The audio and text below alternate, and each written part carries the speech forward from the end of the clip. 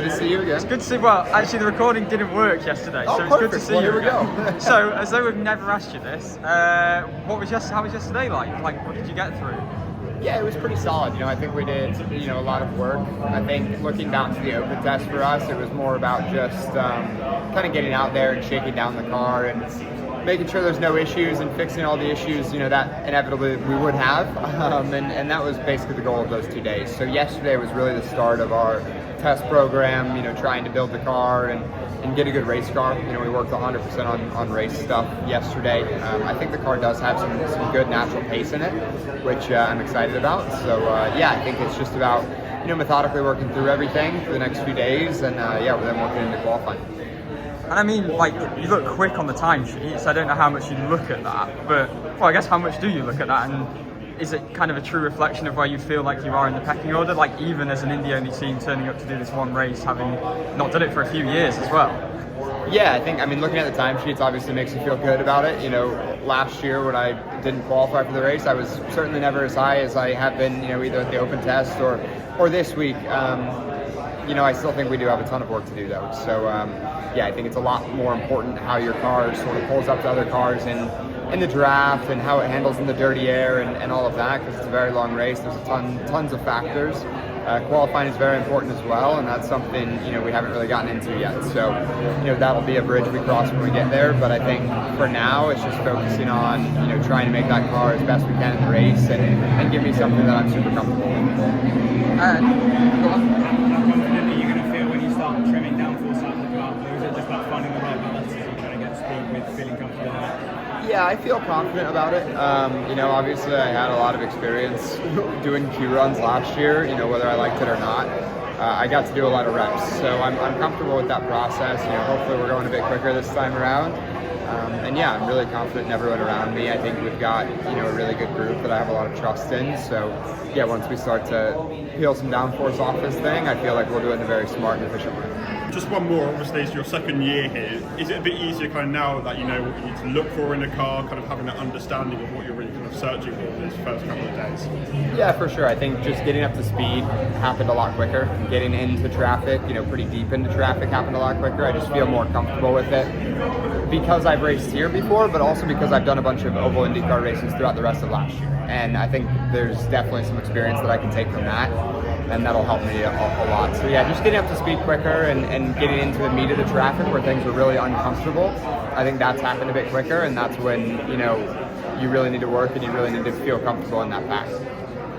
How was yesterday? How was the first day back on track? It was great. Honestly, we got through about 50-60 laps of testing, got through all the mechanical stuff we wanted to get through.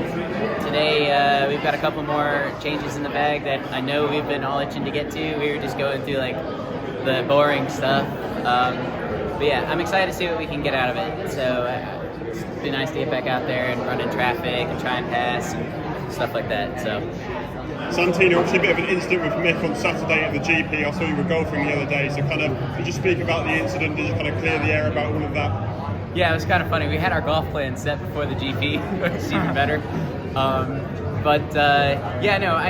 We were struggling. The whole rear diffuser of my car was gone on the left side, so there's not much I can do in the rear tires. He was trying to set up a pass into 10, and he just misjudged the timing. I was running maintenance throttle, so it's definitely a faster section, but when you're just really struggling with the car, and obviously he'd missed a 7 before, so I went a little wide, so I had some marbles on the tires, so it wasn't going through the section quite as fast as normal running pace. But just a misunderstanding. So it is what it is. We ended up finishing 14th instead of probably 12th, and unfortunately Mick got a penalty, which put him further back. So. But just one of those things, I guess when you're a rookie, you're still learning, some of the gaps and anticipations of the corners, so, I'll be fine. And Santino, now, you're the 4th-5 on the rules for the racing. How does it feel really leading this team through the I'm speaking to you just before the 2023 5 and how excited you are for that? How does it feel? What's changing in the team? Man, the team's gone through so many iterations now. It's back when we did it in 23, the way that we were set up in engineering all on our own, it was just a few of us that, we made that car insanely quick, with a couple of really special people. into working with Penske in 24. Last year was a real bit of a struggle. You know, we had so many issues throughout all of practice. We had issues all throughout race day. You know, the fact we finished 5th was like mind-blowing to me. So the way that we've started off the open test into this like week already has been so much better. So just super excited to actually get through all these items finally and, you know, really tune this race car. So I mean, if we can finish 5th with everything we did last year, and I think we're way ahead of where we are, there's no reason why I don't see we can't win. Morning. Hello, Graham. How's it going? How's everything going? Practice yesterday, first day on track. How were things? Yeah, I mean, everything was okay. You know, I wasn't very happy in race running for sure. But the qual car seemed, well, we didn't run any qual sim, but like even in race running just on our own, like the car had good pace, so that was a change from the past. Yeah, I mean, really just got to see, you know, how it all takes shape today. I mean, today's a cooler day. Yesterday was the most relative to what we think race day may be. But we're blessed this week that we've got sunny weather every day because it's not normal for Indy in May. So, you know, we'll take it. Saturday for qualifying looks like it's getting a little bit cooler. It's going to be quite windy, but yeah, I mean, you know, overall today we'll do a couple of Q sims in the morning. I mean, light Q sims, nothing overly trimmed. We won't match last year's downforce, but see where we're at and go from there. Graham, in qualifying in recent years, we've seen Taku be a lot quicker than the rest of the team. Have you been able to identify maybe why that gap is and how you can close it this year? Yeah, I mean, I think, you know, several parts of it. Obviously, Takuma is much, you know, braver than most of us. I mean, that's the reality, and he'll hang on a lot more than most guys will.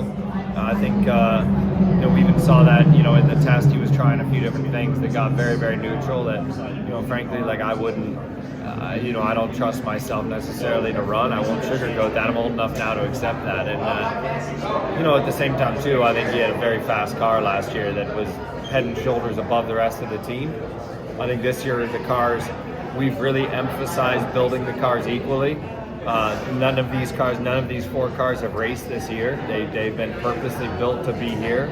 And I think what we're seeing right now is that all of them seem to be about the same speed. Again, early days, we haven't turned up the boost, we haven't done any of that stuff, but I would say the signs point to the cars being much closer. And obviously qualifying has been a struggle at Indy. There isn't the pressure this year of possible bumping, but what has the process been kind of off-season in terms of trying to improve that? And obviously kind of balancing that focus on rest of the season and also Indy as well. Well, it's like what I just said, you know, we really have been, you know, pushing to make sure all 4 cars that were prepped great and that we didn't have any of the, you know, look, every year we've done that, but I think this year in particular we've emphasized scanning all the cars and really making sure that we dot our I's, cross our T's, that all the cars were built equally.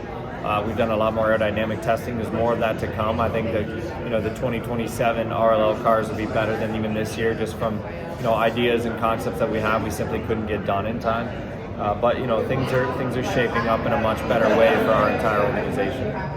Hello. Hi. 3 Brits here. So yeah. I was born in Guildford, so it's nice to see someone else born in Guildford. Okay. Really awesome. Yeah. Obviously a bit of a difficult open test for you. Kind of how far into your schedule do you feel you're a bit behind thus far? Kind of what's the status on that? I don't know that it was difficult yesterday. When we were here for the refresher, actually the car was really good and we were like P12, no toe speeds, and we just hadn't played in traffic, as my mom would say. But yesterday we had a few issues after being in Watkins Glen, coming back.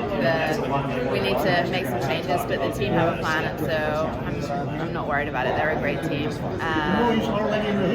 We aren't as far down the test schedule as I would have liked because we haven't got the car to a place where we want to go do a bunch of traffic running, but I think we probably will today, weather allowing. We've got the rest of this week as well, so I think I'm in good hands. We now know you're going to try and run the double this year, which is very exciting. Kind of very late organisation for all of this. So kind of give us a timeline of how this deal was all put together. It's very late, but it's also it's been in the works for a couple of years. So I think the pre-planning part has been kind of in the minds of the folks at ELF and my management and everything. So it doesn't feel like we're unorganized. It feels a bit like a whirlwind, but I think everybody's kind of just full steam ahead organizing all the travel and the logistics that it takes. times, which is the crazy part. For me, I'm just going to be tired for one day, right? I'm probably going to sleep like a baby on Sunday night. I guess a two-point question, like, why was this something you wanted to do, and then what are some of the challenges that you kind of envisaged there being? Because obviously it's logistically like pretty hard. Yeah, weather, obviously. Been speaking to Kyle as well and finding out what challenges he had, you know, when to get an IV, what to eat. I'm more worried about being hungry than anything else. But I think the challenges will be what they will be. As long as we're as organized as we can be, then it's going to be things out of our control, like the plane breaking down or the weather or something like that. And the reason I wanted to do this, I don't know why I wanted to do this. They came to me with the idea, and I was like, oh yeah, that sounds cool. Yeah, I was like not having really thought it through. But I'm kind of in my I can't say the word, I don't want to era where I get to do cool stuff, right? Like I've been racing for 20 years now. I get to do the Indy 500 again, which is epic for anybody who gets the opportunity to do it. To get to do it for the 5th time is a dream come true. And then to be able to be qualified for the NASCAR stuff as well, it's been a lot of fun learning that. Like I really love doing that. And so putting them both together and doing something that we can look back in 20 years and go, hey, that was pretty badass. Like, that's cool. I'm the 6th person to have ever done it. So why not? Nice. Good to see you. Yeah, good to see you too. How was everything going? How was yesterday on track? How's the car feeling? Yeah, it's good. I think we didn't start off quite as well as we ended the open test, but we were feeling very good at the end of the open test, so I'm not mad about it. But I feel like we've still got room to improve, and we're going to make those improvements and keep moving forward. This is year number 3 for you now here at the Indy 500. So have you kind of got that experience under your belt of kind of how the cadence of the month works, kind of on track and off track, and also kind of on track looking for what you really want in a car? Yeah, for sure. I think this year, just in general, going into this event, I feel a lot more comfortable and confident. I know what to expect a lot more, and every year has been that kind of building on last year's situation where we ended last year quite strong, I felt, and then now this year we got to take that next step and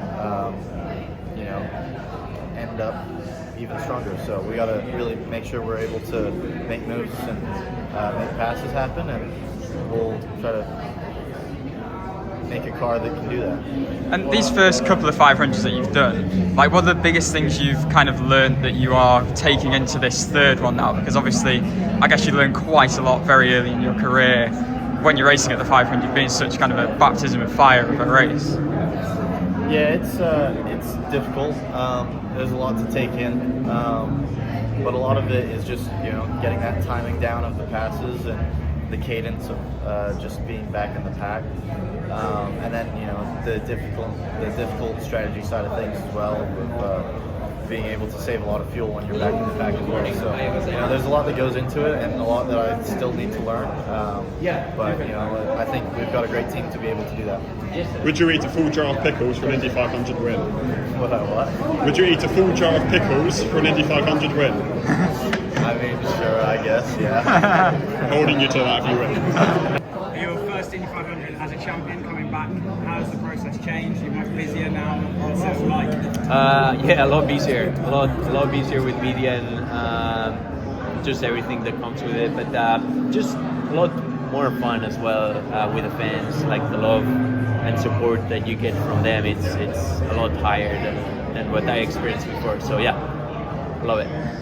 Can you kind of compare the pressure when you obviously hadn't won a 500 to now? Like, is that feeling different knowing that you've obviously got one in the bank? And I remember last year you saying that your career wouldn't be complete without winning an Indy 500. So kind of psychologically, how different does it feel coming into this year knowing you've ticked that box?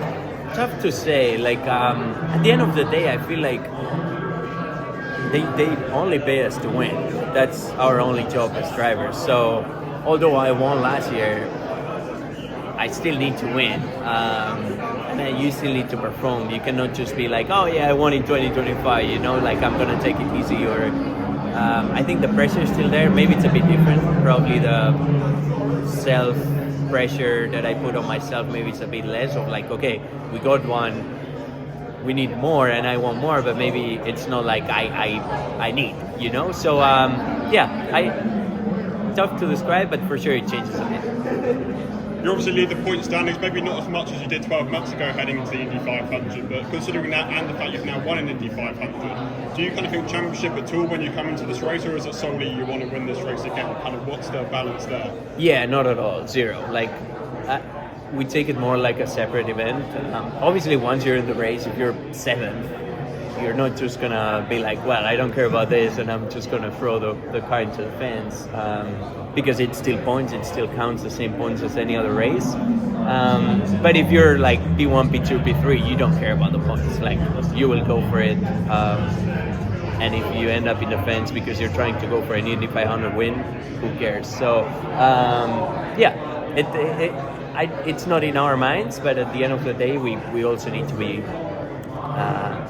conscious about the championship. Hey Nolan, first top 10 of the season for you at the GP. Kind of how is that momentum coming into the month of May, and how kind of important is that for you to get that under your belt this point of the season? Yeah, it was much needed for us. It was a really rough start to the year, difficult start to the year, but we knew we had speed a lot of places, and like we had potential, and there were just little things going wrong that kept results from us for kind of the first like 4 rounds, and then the race in Long Beach was, good for us despite our qualifying,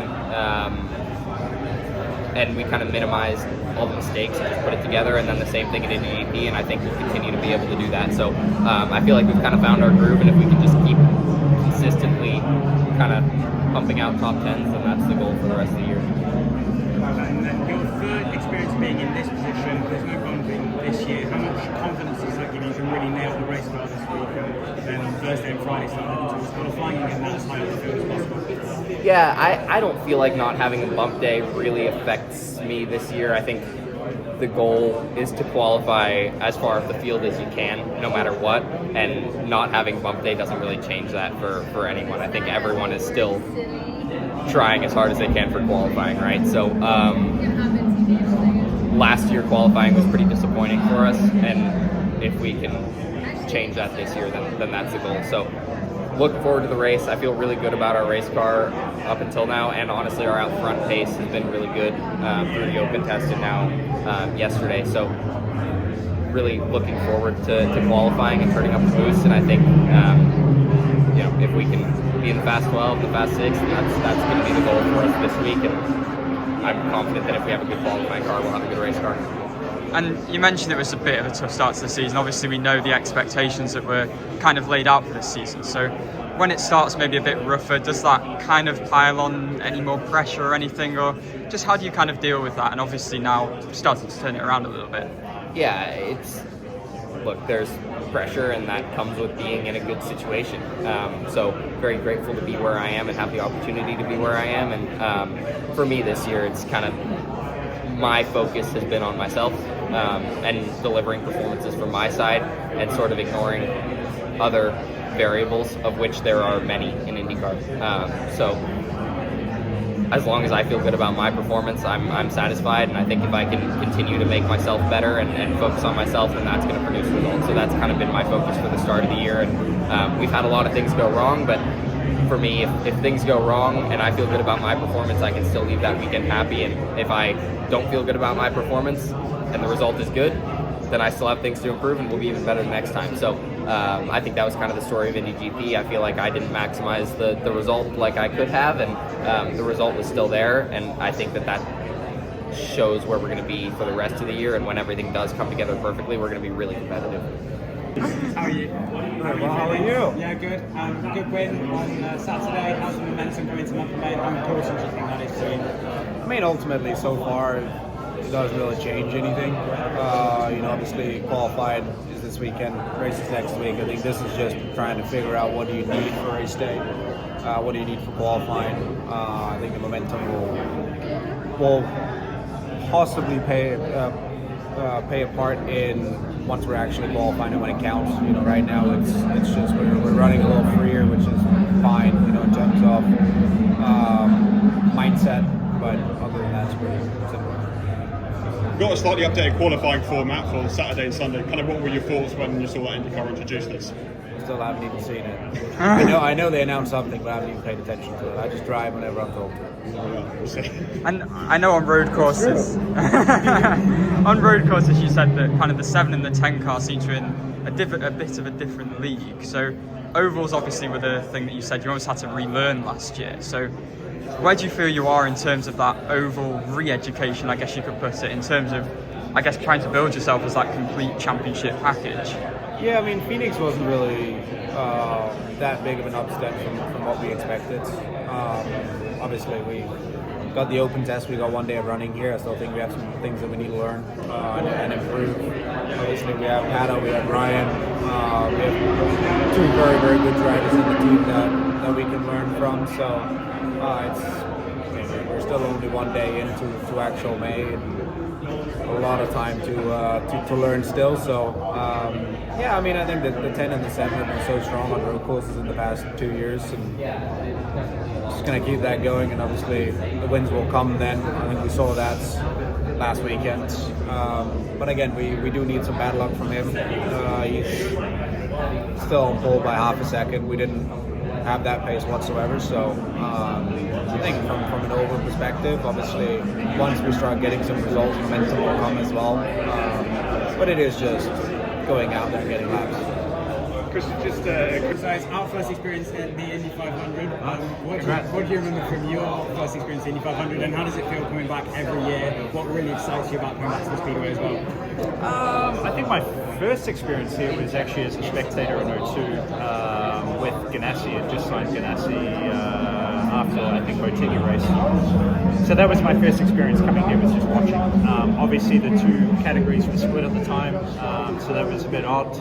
And in my first year here, I don't know, it's exciting, man. But obviously the format was a lot different too. You know, you had almost 3 weeks at the track, 2 weeks of testing, and 2 weekends of qualifying. You know, so it was very dragged out.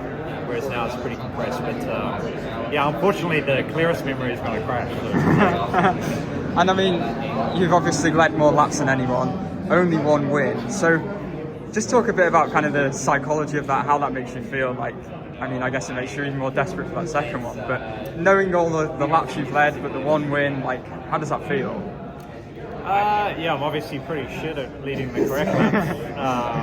You know, I don't even know how many it is, almost 700 laps I've led here, and, you know, only 1 win. You know, clearly you only have to lead the last lap. I think there's some crazy statistics of some of the, you know, 2, 3, 4 time winners that have maybe led, you know, 10 or 15 laps, but they led the right ones. So, yeah, it is what it is, man. This place owes me nothing. It's a privilege to race here, and it's been a ton of fun. But yeah, working on leading the right laps. Scott, this is the 15th Indy 500 where you're using this chassis. Kind of each year after you've had something with the same chassis, how are you kind of trying to develop the car even better, and how can you make significant gains when you have so much understanding of the same car every year? Yeah, it's a historic car, I guess. Like, you could race it in historic racing, which is kind of weird. Obviously, it's gone through big changes, you know, whether it's the safety improvements, you know, side intrusion, the weight changes, the weight distribution. Probably in recent history, you know, the aero screen and then the hybrid has changed a ton. So yeah, you're never really chasing the same thing, even if it's, you know, a slight weather change. It's different here to, you know, the tire each year being, you know, a small difference. You know, so it's always fresh, but it's crazy to see when you give, you know, the engineering group a year to think things up. Like, even, you know, the open test, I probably did 2 or 3 geometry changes that I've never tried before, to wheelbases, to all kinds of stuff. So yeah, there's a million options. Obviously not all of them work very well. So yeah, it's always fresh, man. Like, even today I'll be doing stuff that I've never done before. So. But he has been racing. Hello. Live dive bomb. We'll just start off. How was yesterday? How was the car feeling? What was the program like? And how did you get done? They did mostly race runs yesterday, and it was the first time that we had like such hot track temps in a while. So that's what you want. That's what you need in order to expose the car. So we did that yesterday. So now we're working and seeing, you know, what changes we're going to make maybe not so much for today, because today does seem colder. But for tomorrow, maybe a little bit warmer. We want that track to get back up. And I guess you could best articulate what your relationship is like with this race, but I guess you could say it's probably complicated. So I guess from all the heartbreak that you've had, when you kind of return back here, like how does it feel? How much does it fuel you? Just like talk a bit about the psychology of that element of it. It reminds you a bit of like your first love, you know, that even if you run into them again, you're like, maybe it works now.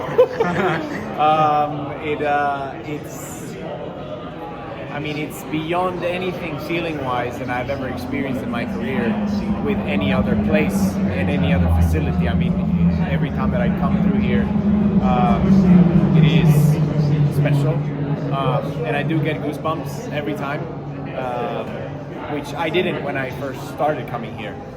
So you know, it's all about what this place has made you feel, right?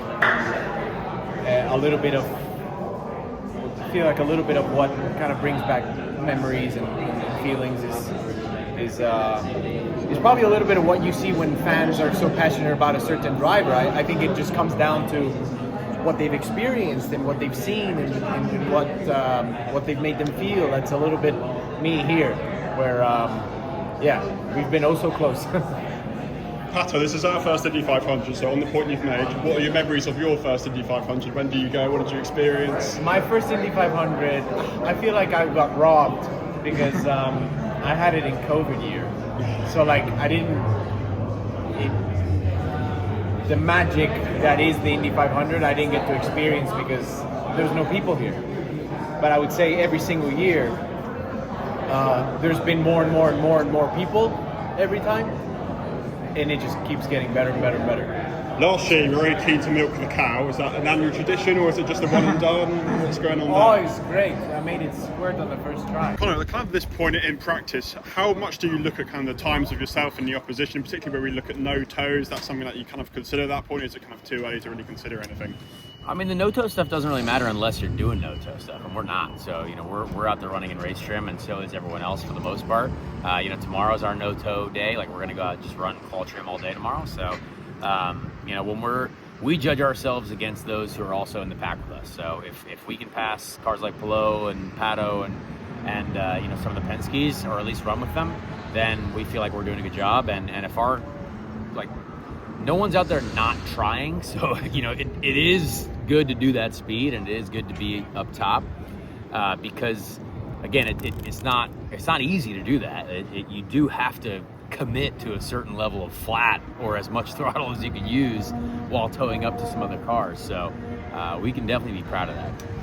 And in those packs of cars, remember last year when the hybrid came in, if you were car number 5 or 6, it was quite difficult to overtake. So has that changed in this year? Do you have to be the front 2 or 3 to really have a chance at overtaking in that pack? The front 2 or 3 you can definitely overtake, but honestly, man, I started 17 deep and got my way to the front. So I definitely have no problem passing people. If there's a lot of good cars in a row, that definitely took some more time. But it felt like, the conditions are good. So that's definitely probably makes everyone a little bit more comfortable. So if it gets hotter, I don't know. I think the overtaking should actually be okay. And now you kind of go on to this single car quali running if you can tomorrow. Without the boost, how do you kind of read into what's good, what's not, before obviously the boost then goes up on Friday? Well, I mean, you still want to get a feel for the trim, right? Trimming out still is trimming out, so it doesn't matter.